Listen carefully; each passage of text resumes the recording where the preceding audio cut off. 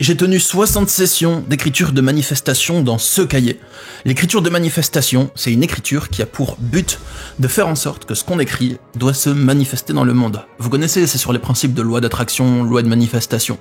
Je l'ai expérimenté dans ma vie personnelle et je vais vous faire un retour de cette expérience. D'abord, je vais vous expliquer bien quels étaient les préparatifs que j'ai mis en place et qu'est-ce que j'ai fait comme exercice précisément. Je vais vous expliquer quel est le principe qu'il y a derrière. Qu'est-ce qu'un désir, qu'est-ce que la manifestation. Et ensuite, je vous expliquerai quelles sont toutes les choses que je me suis prédit dans ce livre, dans l'écriture de manifestation, et lesquelles se sont réalisées, lesquelles ne se sont pas réalisées, et on va faire le bilan.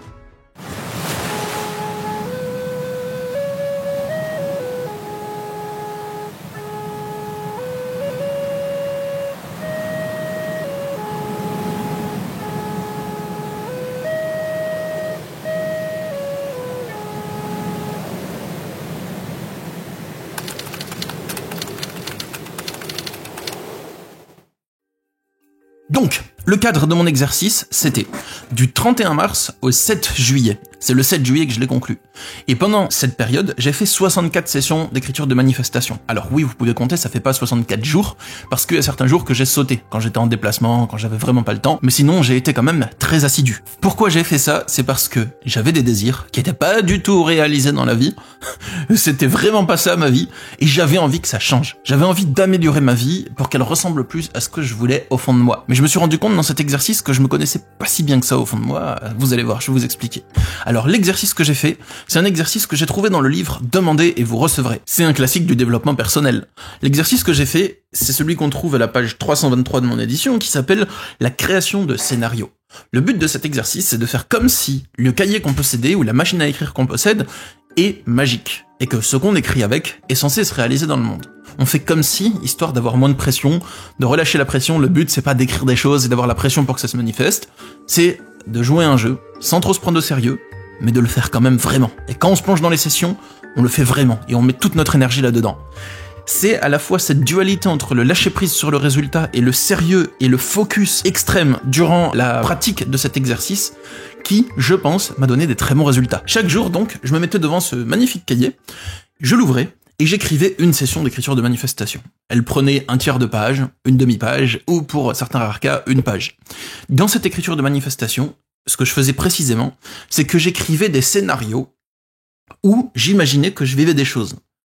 Et je parlais soit de moi à la troisième personne, parce que j'aime bien le faire pour rire des fois, notre héros par enquête, enfin voilà, mais c'est vraiment au second degré, hein, c'est pas comme Alain Delon, Alain Jules César, enfin bref, c'est pas dans ce sens-là les amis, mais des fois c'est à la troisième personne, des fois à la première personne, et j'écrivais des scénarios dans un futur qui était non défini.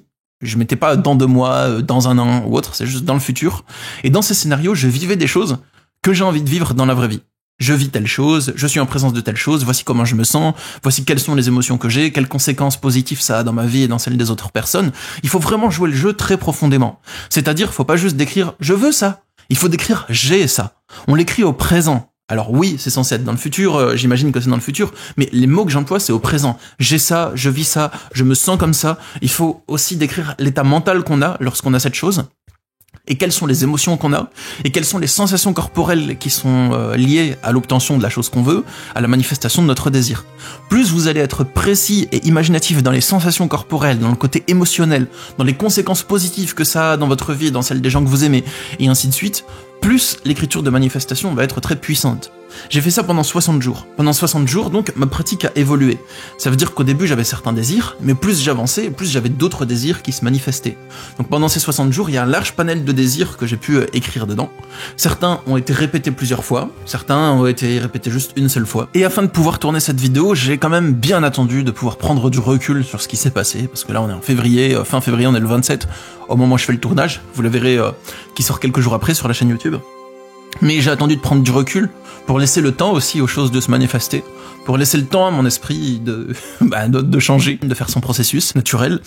Et j'ai arrêté cette run d'écriture de manifestation. Donc je me suis arrêté au bout de 64 séances. Pourquoi? Parce que au bout de 64 séances, je me suis aperçu que je connaissais mal mes désirs. Je me suis dit, ça fait 64 jours que j'écris ce que je veux dans ce livre, mais au fond de moi, qu'est-ce que je veux vraiment? Alors les choses que j'ai écrites, c'est des choses sympas, c'est des choses qui sont valides, mais je me suis dit, lesquels sont mes désirs qui sont vraiment les plus importants? Qu'est-ce que je veux le plus dans ma vie? Quels sont les désirs qui partent de mon âme, qui sont les plus puissants, les plus forts? Et à ce moment-là, j'ai entamé un autre travail sur moi, et je vous en ai parlé dans certaines vidéos, c'est le travail pour définir mes désirs. Quels étaient les désirs qui étaient les plus importants à moi? Alors, je pense que dans le développement personnel, on a un problème avec les désirs. Je vous parle juste de ça, un peu des désirs, de ce que c'est, parce que c'est le sujet de la vidéo, et ensuite, je vous fais le bilan, point par point, de tout ce que j'avais prédit dans mon livre, et ce qui s'est réalisé entièrement, partiellement, et on va voir ça ensemble. Alors, le problème du développement personnel, c'est que on va avoir deux courants par rapport au désir, assez distincts en général. Le premier, c'est le courant, on va dire, du non-agir, du bouddhisme, ou ce genre de choses, genre faut vraiment amputer ses désirs, se libérer de ses désirs, c'est les désirs qui créent la souffrance, enfin voilà, il y a tout un courant qui encourage à ne pas convoiter, à ne pas désirer, à se relâcher nos tensions intérieures par la libération de nos désirs. Je peux comprendre ce courant, parce que c'est vrai que si on veut quelque chose, si on veut obtenir quelque chose, bah notre esprit, notre organisme est tendu vers ce qu'on veut obtenir. Mais par contre, il y a un autre courant du développement personnel qui dit qu'il faut obtenir ses désirs. La loi d'attraction, la loi de manifestation, pouvoir illimité, enfin c'est plus un courant de développement perso à l'américaine, à l'occidentale et pas à l'orientale, où on va encourager l'obtention de nos désirs, tout donner pour l'avoir, la manifestation, donc c'est vraiment être acteur et esclave limite de nos désirs. Ma vision des choses, c'est que il faut trouver un équilibre entre les deux. En fait, je pense que il faut comprendre ce que c'est le désir dans un premier temps. Qu'est-ce que c'est qu'une envie, qu'un désir? C'est vraiment important que je vous parle de ça. Vous allez voir, ça va changer votre vision des choses si vous vous intéressez à la manifestation. Vraiment. Je dis pas ça genre pour gagner du temps de visionnage ou autre. Vous me connaissez, je suis pas comme ça, les amis. Selon moi, il va exister deux types de désirs. Il y a un désir qui est le désir de l'ego, de la peur. C'est vraiment vos conditionnements, vos peurs, vos terreurs, vos culpabilités qui vous poussent à désirer des choses. La peur de l'abandon, donc désirer obtenir une personne sans être abandonné, par exemple.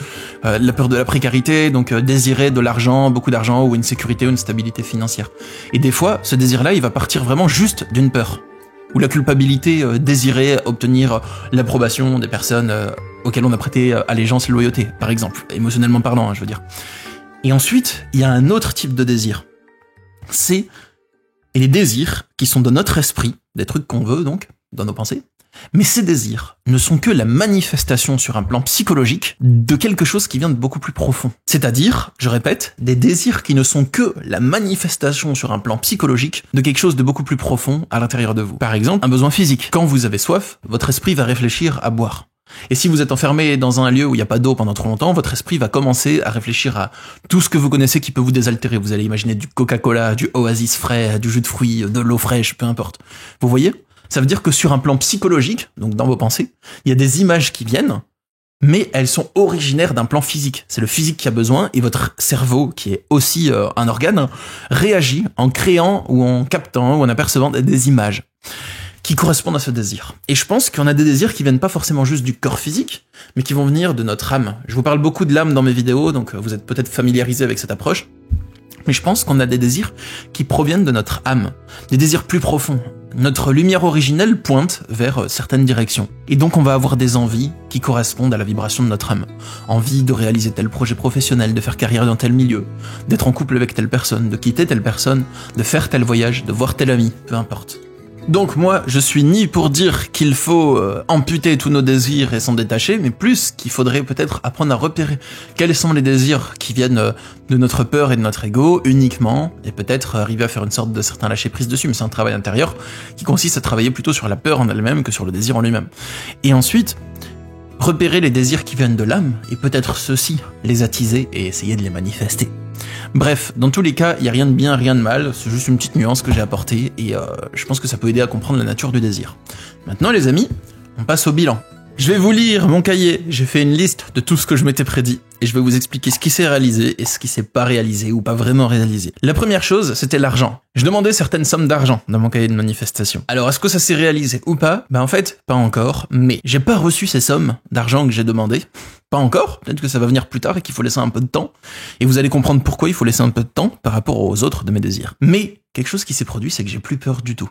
Avant, je sentais que j'avais une sorte d'appréhension par rapport à ça. C'était pas énorme, hein, c'était un peu là, mais maintenant, j'ai plus peur du tout. Mon sentiment, c'est que je suis millionnaire. je veux dire, je me suis pas persuadé d'un truc faux en y croyant à force de le répéter. Ce que je veux dire, c'est que je me sens totalement dans l'abondance la plus totale.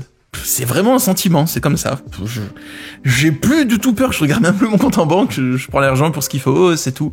Je brûle pas de l'argent, je suis pas ce genre de personne, mais voilà, c'est complètement disparu à l'intérieur de moi, donc peut-être que l'écriture de manifestation va m'apporter l'argent que j'ai demandé plus tard, peut-être qu'elle m'a juste apporté le sentiment d'avoir cet argent et d'être complètement détendu par rapport à ça, mais le fait est que je me sens extrêmement bien là-dessus et je suis très content. Deuxième désir que j'avais écrit, c'était de me filmer à la plage en kimono. C'était une visualisation que j'avais lorsque j'aurais réussi à atteindre ce que je voulais professionnellement, je ferais des vidéos avec les pieds dans l'eau, sur une belle plage, très calme, où j'avais un kimono, ma perche à selfie et où je me filmais dessus.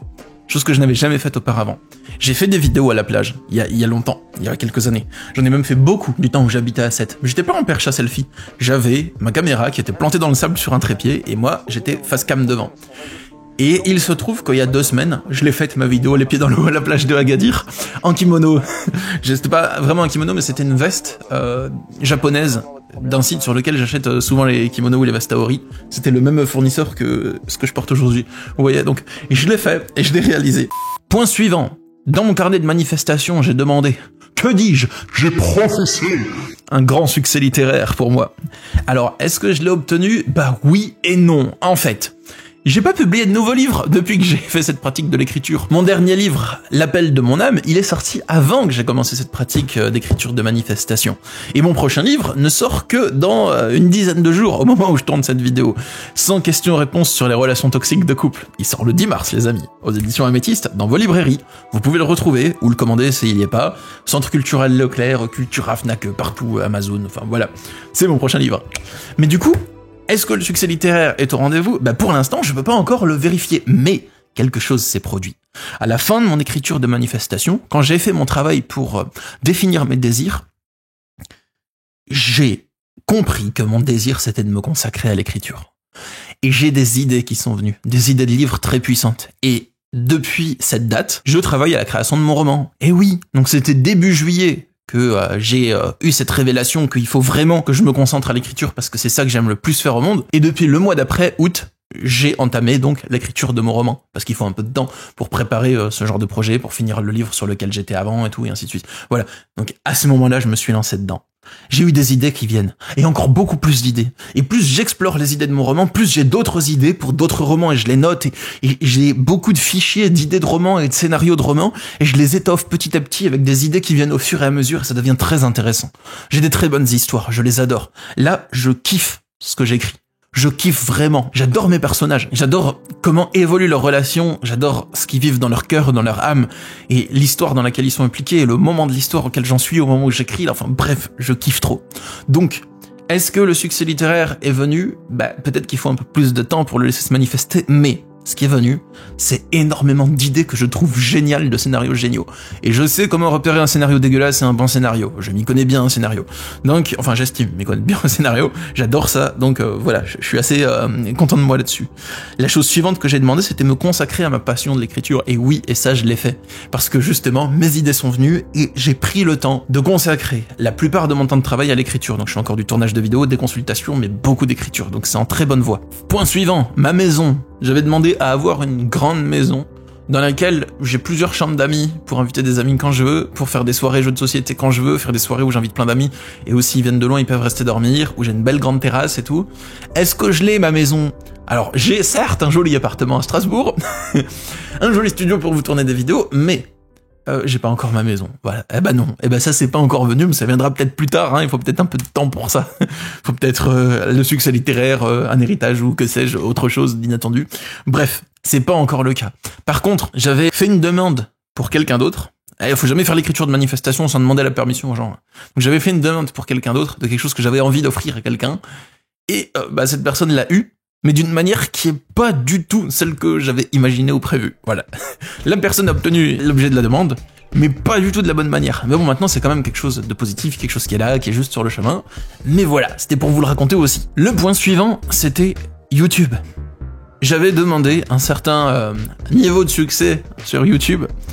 Et est-ce que ça marche ou non? Je voudrais dire que je ne sais pas. Parce que depuis quelques mois, j'ai de plus en plus de vues sur ma chaîne YouTube. C'est pas énorme l'augmentation, mais je vois l'augmentation et il y a une certaine pente ascendante, tout doucement, mais elle est quand même là. Donc c'est quelque chose d'assez positif, voilà. Mais Ce qui s'est passé, c'est que j'ai totalement lâché prise dessus. Avant, je me prenais la tête. Ah, cette vidéo, elle a pas bien marché, celle-là, elle a mieux marché, qu'est-ce qui se passe, pourquoi ça descend, pourquoi ça monte les vues, et ainsi de suite. Ça me mettait une certaine pression à l'intérieur. Depuis que j'ai fait l'écriture de manifestation, j'en ai totalement rien à carrer. Donc, j'essaye de vous faire des bonnes vidéos qui vous intéresseraient. Mais c'est pas pour avoir des vues. C'est juste pour faire des bonnes vidéos qui seront bien pour les personnes qui vont les regarder. Il reste 4 points à aborder. Le premier, c'est prendre des congés. Est-ce que j'ai pris des congés? Je l'avais marqué que j'avais besoin de congés. Bah oui et non. Alors non, parce qu'il y a des périodes où j'ai travaillé comme un porc et beaucoup plus, mais oui, je me suis quand même octroyé quelques petits congés. C'était pour une aventure de vie qui a été ensuite tumultueuse émotionnellement parlant, mais je me suis quand même octroyé des petits congés et c'était quand même bien. Ensuite, exploiter la puissance des lettres dans ma vie privée. Par les lettres, je parle pas de l'écriture, je parle vraiment de rédiger des lettres au format papier avec un sceau de cire, j'adore ça. J'ai même un site internet où je propose d'écrire des lettres pour les personnes qui me sollicitent pour ça, si c'est une prestation qui peut vous intéresser. Il y a le lien dans la description pour ça. Mais est-ce que je l'ai exploité dans ma vie privée? Eh bien oui. Et pourquoi je l'ai marqué dans mon livre de manifestation, plutôt que de le faire, tout simplement, c'est parce que c'est dur de trouver des gens à qui on a envie d'écrire des lettres et qui nous renvoient des lettres en retour. Parce que juste écrire des lettres, on n'a pas de réponse, bah c'est bien pour l'exercice d'écrire des lettres, c'est bien pour partager ce qu'on a sur le cœur, mais s'il y a jamais de retour, bah ça donne pas envie de continuer une correspondance. Ce qui est logique, enfin, c'est pas quelque chose de mal, hein, c'est pas un reproche que je fais, c'est factuel, enfin. Si on écrit à une personne mais qu'elle nous réécrit plus en retour, bah après, on va plus écrire aux personnes qui nous écrivent en retour, enfin, c'est juste une question de logique. Hein. Et c'est quelque chose que j'avais envie d'entretenir des correspondances épistolaires, et bah finalement ça s'est fait. Et j'ai entretenu des correspondances épistolaires avec des personnes et j'ai beaucoup aimé ça, et c'est quelque chose qui a été riche pour moi, ça m'a fait du bien, j'adore écrire une lettre, rédiger une lettre, la mettre en forme avec les différentes parties de la lettre dans ma tête, la rédiger avec mon cœur, l'imprimer sur du bon papier, du papier verger, mettre de la fragrance dessus qui sent bon, ensuite la sceller avec le sceau, tout. Enfin je kiffe trop ça les amis, j'ai tout plein de sceaux de cire différents, tout plein de couleurs, enfin j'adore ça. Donc oui, ça c'est fait. Les kimonos, j'avais écrit dans mon cahier de manifestation que je m'achetais tel kimono de telle couleur, tel kimono de telle couleur, telle veste aori de telle couleur. Et je me suis dit, mais pourquoi attendre? Pourquoi attendre de gagner telle somme d'argent pour me les acheter? En fait, j'ai ce qu'il faut. Je peux me les acheter maintenant. Et du coup, j'ai commandé tous les kimonos que je voulais, toutes les vestes aori que je voulais. J'en avais déjà quelques-uns, mais maintenant j'ai tous ceux que je veux. C'est pas énorme comme nombre, mais j'ai tous ceux que je veux. Et le dernier point que j'avais demandé, c'était certains désirs irréalistes. Je vais pas vous les noter parce que c'était quand même peut-être assez personnel, si je peux dire ainsi, mais c'était des désirs que je me rends compte, c'était un peu délirant et irréaliste. On a tous des trucs comme ça dans l'esprit. Mais là, je les ai vraiment écrits, je les ai sortis de moi, et à force de le faire, ça a dégorgé. C'est comme si au début, je souhaitais telle chose pour moi et tel scénario, telle histoire, mais à force de le répéter, je me rendais compte que ça sonnait pas juste pour moi. Et à force de faire ces 60 sessions d'écriture de manifestation, j'ai réalisé que au fond de moi, c'était pas ça que je voulais vraiment. Ça m'a aidé à me dissocier des désirs de l'ego et me reconnecter mieux aux désirs de l'âme. Pour faire le bilan de cette vidéo, avant de faire le bilan, déjà, si vous souhaitez avoir mon accompagnement personnalisé, il y a le lien dans mes vidéos pour réserver une consultation avec moi. Ce qu'on fera dedans, c'est qu'on vous aide soit à faire face à une relation toxique, après une relation toxique, à vous remettre, à avancer, ou à dépasser vos émotions de souffrance qui sont liées à des pensées obsessionnelles. Donc quand vous ruminez sur un truc et que ça reste bloqué dans votre esprit, le même problème dans votre vie, bah, si vous souhaitez libérer votre esprit et vos émotions de ça, et retrouver la joie, la légèreté et la liberté intérieure, on se penche dessus ensemble. Et aussi pour se reconnecter à soi, se reconnecter à son âme. Il y a le lien sous la vidéo pour réserver une consultation. Et aussi, mon prochain livre, 100 questions-réponses sur les relations toxiques de couple. Bon, alors le bilan. Qu'est-ce que je pourrais dire de l'écriture de manifestation? Je pense que l'écriture de manifestation, elle va avoir plusieurs fonctions. Elle va aider à manifester ce que je veux dans le monde, je le pense, au niveau de la loi de la manifestation, ce que j'écris, vraiment. J'ai relu mon cahier et je me suis dit, mais merde, j'ai écrit ça et ça s'est réalisé. C'est un truc de fou. Tiens, faut encore que je vous dise un truc de fou sur la manifestation. Après ça, je vous dis. Ça aide aussi à lever les croyances et à faire dégorger les désirs qui sont un peu délirants et irrationnels qu'on peut avoir dans l'esprit des fois. Et ça aide aussi à savoir mieux ce qu'on veut et à avoir une vision plus claire et nette de ce qu'on veut. Je pense que c'est un très bon exercice si vous êtes dans un état d'esprit qui est plutôt positif. Si vous êtes dans un état d'esprit qui est négatif, beaucoup de souffrance, de dépression et tout, c'est peut-être pas le meilleur moment pour le faire. Le but, c'est pas de le faire quand absolument tout va absolument bien, mais quand vous êtes dans un état d'esprit un peu plutôt ascendant, que ça va plutôt bien intérieurement, mais que vous sentez qu'il manque quand même des trucs, c'est pas la dépression des ténèbres, mais qu'il vous manque quand même des trucs, allez-y, je pense que c'est bien. La dernière chose que je voulais vous partager dans cette vidéo, c'est que j'écris un livre en ce moment, comme je vous ai dit, un roman, et je me rends compte que ce roman, c'est un puissant exercice d'écriture de manifestation. Alors je le fais pas pour ça du tout, hein. Je le fais vraiment pour vous transmettre un récit. C'est mon unique intention lorsque j'écris ce roman. Mais il y a des trucs qui arrivent à mes personnages dans le livre, des scènes très précises qui arrivent à mes personnages, des dates, des lieux, et ça arrive dans ma vie après que je l'ai écrit. C'est un truc de dingue, avec les mêmes gestes. J'ai écrit un dialogue ce matin où il y a deux personnages qui parlent en se disant des trucs très précis avec une certaine animosité précise. Et ce dialogue, je l'avais déjà défini il y a plusieurs mois. J'avais déjà défini toutes les étapes de ce dialogue. Ce matin, je l'ai juste vraiment écrit en le mettant en forme. Et en l'écrivant, je me dis, mais merde, c'est ce que j'ai vécu exactement ce dialogue-là il y a quelques jours, en fait. C'est un truc de fou. Et même au niveau des dates, j'avais mis que j'arrivais dans un pays précis à une date très précise. Et en fait, je suis arrivé dans ce pays précis à une date très précise dans la vraie vie, mais 3 mois après l'avoir écrit, alors que je l'avais pas planifié du tout. Quand j'ai écrit le truc, mon personnage, enfin pas c'était mon personnage, et il me représente pas dans le livre. C'est un personnage, c'est pas moi, c'est pas autobiographique. En fait, c'est vraiment un récit avec un personnage qui a une histoire totalement différente de la mienne. Mais mon personnage arrivé dans un pays précis, à une date précise, j'ai écrit ça en août. Et je me suis rendu compte plus tard que je l'avais prophétisé. C'est-à-dire que je suis arrivé dans le même pays que le personnage arrive, à la même date où il y arrive. C'est un truc de malade. Il faut que je fasse attention à écrire des choses positives dans mon livre, dis donc. Je vais écrire que lui arrive des trucs de fou à mon perso. Il y a Tortue Géniale dans ma tête. Bref, les amis, avant de saigner du nez et de faire le Tortue Génial. Putain, non, faut que j'arrête d'imaginer ça. Attends, on enlève ça de mon esprit. Ça aussi, non, ça on peut le laisser. Attendez. Bon bref, sur ce les amis, c'était tout pour la vidéo. Je vous dis rendez-vous dans quelques jours pour une prochaine vidéo. Bye.